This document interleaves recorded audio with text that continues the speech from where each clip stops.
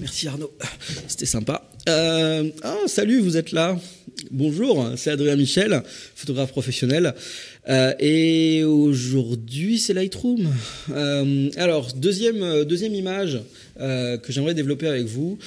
La première image, c'est une image de photo d'architecture, qui est une des choses que j'aime faire, mais là, j'ai une image de photo de modèle. Alors, cette image est un peu particulière, déjà parce que elle date un peu, elle a plus de 2 ans. Mais d'autre part parce qu'il y a cette espèce d'énorme flair qui est dû au fait que la lumière du soleil a tapé directement sur la lentille de mon objectif. Et ça lui confère une aura que j'aime beaucoup. Je sais que normalement c'est une image que beaucoup d'entre vous ne garderaient pas, mais moi je l'aime beaucoup cette photo. Bon, c'est pas que ce flair, c'est un tout, c'est aussi la pose, etc. qui me plaisent. Mais voilà. Je vais vous montrer un peu comment je développe mes photos. Alors, je vous avais montré dans le premier épisode comment je développais une photo d'archi où j'avais utilisé qu'un seul outil qui était le filtre radial. Ici, je vais vous montrer complètement autre chose parce qu'il y a certains outils que j'utilise qui ne sont pas forcément couramment utilisés par les gens qui travaillent sur Lightroom. Alors, la première étape pour moi, c'est du fait de ce flair, on a une image très flat, très plate. Donc, je vais rajouter du contraste. C'est la première étape. Et je vais baisser un peu la luminosité de l'ensemble de ma photo. Voilà.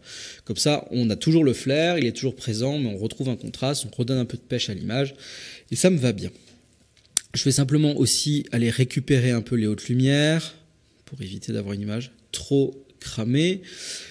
Et bon, les ombres, il n'y a même pas besoin de les monter, c'est très bien comme ça. Je vais augmenter un tout petit peu la température de couleur, mais pas trop pour l'instant, parce que vous allez voir que je vais y revenir. Alors, une fois que j'ai fait ça, la prochaine étape pour moi, c'est un menu que, comme je disais, peu de gens utilisent. C'est le menu qui s'appelle étalonnage de l'appareil photo, qui se trouve tout en bas du menu développement de Lightroom. Alors, l'étalonnage de l'appareil photo, en fait, vous permet d'accéder à trois réglages qui sont les réglages RVB, rouge, vert et bleu, qui sont les couleurs standards, les couleurs primaires, et vous allez pouvoir régler comment ces couleurs réagissent, quelles sont leurs teintes et quelles sont leurs saturations.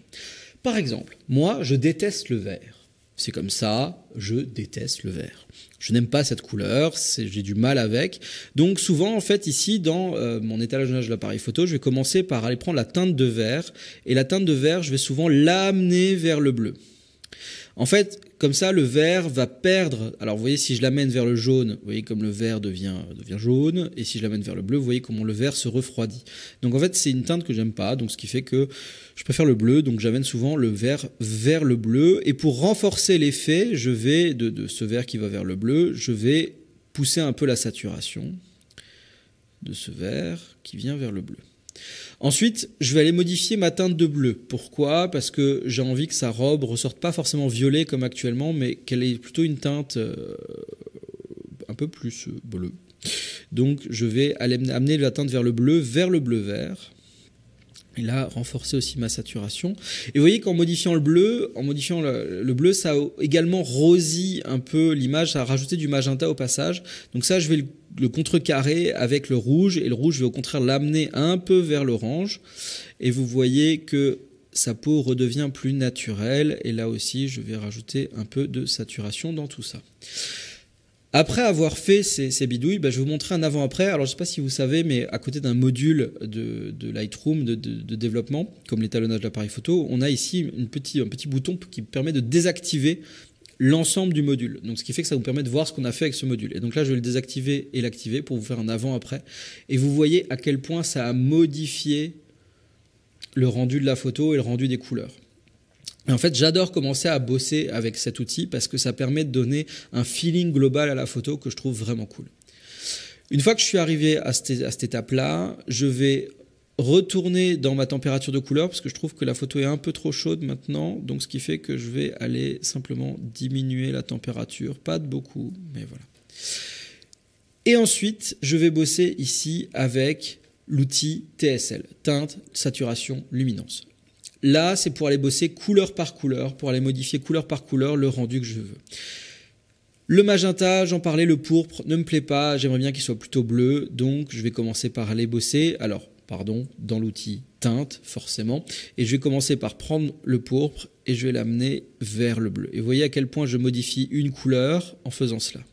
Alors, il faut faire attention en utilisant cet outil parce que on peut avoir des décalages. Pourquoi? Parce que si vous forcez juste trop un curseur, les couleurs qui sont à côté, donc par exemple vis-à-vis du pourpre, le bleu et le magenta, si vous ne changez qu'une seule des couleurs mais pas celle d'à côté, vous allez avoir un décalage qui va être trop fort et malheureusement ça va créer des sortes de cassures dans l'image qui sont pas belles. Donc souvent quand on bouge un curseur comme ça autant que le pourpre, il faut bouger les deux curseurs qui sont autour de lui de telle manière à avoir une progressivité. Donc là avec le pourpre qui va autant vers le bleu, je vais aller toucher aussi au magenta que je vais amener quelque part par là et je vais toucher aussi au bleu que je vais amener quelque part par là. Voilà, ce qui me permet d'être sûr d'avoir une progressivité dans ma transformation de couleur et d'avoir quelque chose de beaucoup plus beau. Je vais faire la même chose avec le vert. Le vert, je vais de nouveau y mettre un peu de bleu. Le jaune et l'orange, je ne vais pas trop y toucher ici. Peut-être le jaune, je vais l'oranger un petit peu. Ouais, ça peut être joli. Voilà. Voilà. Là aussi, un avant-après, juste pour cette partie teinte. Vous voyez que j'ai encore changé un peu les teintes de mon image. J'ai surtout changé ici la teinte de la robe. Je vais passer maintenant dans la partie saturation. Comme je disais, je n'aime pas le vert, donc je vais diminuer la saturation du vert. Je vais par contre augmenter la saturation du jaune et de l'orange. Pas trop, parce que sinon ça change trop la teinte de la peau, ce que je ne souhaite pas. Et je vais augmenter un peu la saturation du bleu et du pourpre. Voilà, très bien. Et je vais enfin passer dans la partie luminance, ce qui va me permettre de baisser la luminosité ou d'augmenter la luminosité de certaines parties de l'image, de certaines couleurs. Là, ici, je vais baisser un tout petit peu la luminosité du pourpre pour éviter que la robe soit trop présente. Dernière chose, j'ai envie de colorer un petit peu le flair, le haut du flair ici. Pour ça, je vais utiliser un filtre radial. Je vais utiliser un filtre radial que je vais positionner au niveau du flair. Voilà. Alors, je vais faire qu'il ne soit pas trop grand, éviter que ça touche trop le visage de la modèle. Ce filtre radial, je ne vais pas changer sa température, je vais en fait ici aller dans couleur, tout en bas, je ne sais pas si vous le voyez. Et ici, à côté de couleur, il y a un petit carré. Et bien, quand je clique dessus, je vais pouvoir en fait appliquer à ce filtre une couleur. Alors, je vais exprès pour vous montrer être très violent au début. Vous voyez, si je mets du vert, bah, ça va appliquer sur l'ensemble du filtre radial du vert. Alors c'est pas du tout ce qu'on veut parce que c'est pas beau le vert, je disais, mais et surtout que c'est pas du tout une couleur qui est naturelle vis-à-vis du soleil. Donc je vais plutôt aller chercher quelque chose de jaune ou d'orange. Oui. J'avais entendu parler du soleil vert. Merci Bertrand Kulik.